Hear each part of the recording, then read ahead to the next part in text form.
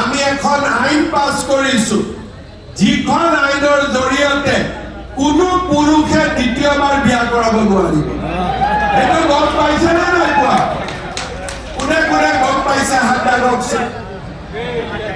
এতিয়া এজন পুৰুষে যদি দুবাৰ বিয়া কৰায় কিমান বছৰ জেল হ'ব হাতেদি দেখাই দিয়কচোন কিমান বছৰ জেল হ'ব 5 আৰু 2 7 বছৰ কোনোবাই যদি কৰবাত দুটা বিয়া কৰায় খবৰ যাতে মই লগে লগে পাই যাওঁ দেই এটা মই ফোন নম্বৰ এটাও দিম মাত্ৰ তাতে ফোন নম্বৰ কৰি দিলে হ'ল আৰু পুৰুষজনক উঠাই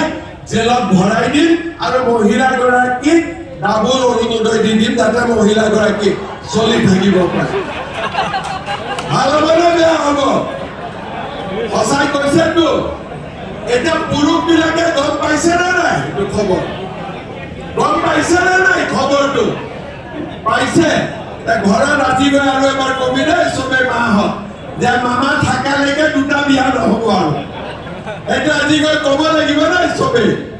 কোনে কোনে চবৰীয়াৰ পাইছে হাত দাঙকচোন গৰৈ মাৰি বতাহি দিয়া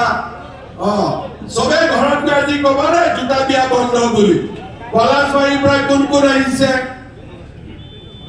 আৰু আমাৰ বকুৰ পৰা কোন কোন আছে বঢ়িয়া গাঁৱত একদম ভাল কৰি পাব্লিচিটি কৰি দিব যে মামাই নতুন আইন আনিছে এতিয়া কোনেও দ্বিতীয়বাৰ বিয়া কৰাব নোৱাৰে দ্বিতীয়বাৰ বিয়া কৰালে 7 বছৰ জেলৰ ভিতৰত থাকিব লাগিব ভাল হ'বনে বেয়া হ'ব বঢ়িয়া এতিয়া মই আপোনালোকক দুটা তিনিটা অনুৰোধ কৰিম আমি আঁচনিবিলাক কিয় দিওঁ কোনোবাই ক'ব ভোটৰ কাৰণে দিওঁ কোনোবাই ক'ব হিতাধিকাৰী বনাবৰ কাৰণে দিওঁ আচল উদ্দেশ্য সেইটো নহয় আচল হ'ল যে আমি ঘৰ পালো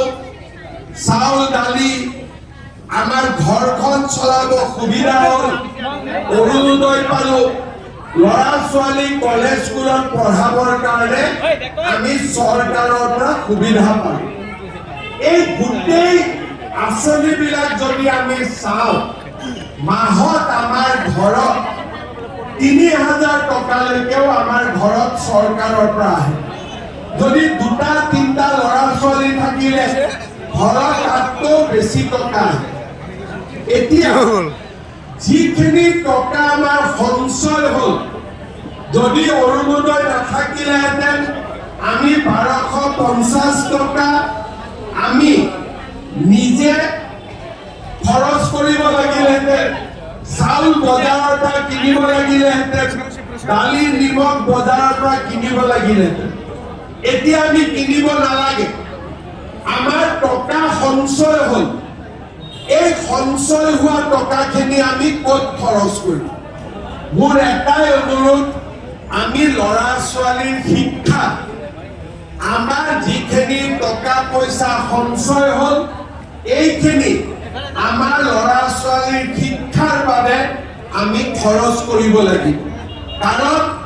অসমৰ ভৱিষ্যত যদি আমি নিৰ্মাণ কৰিব খোজো আমাৰ নতুন প্ৰজন্মক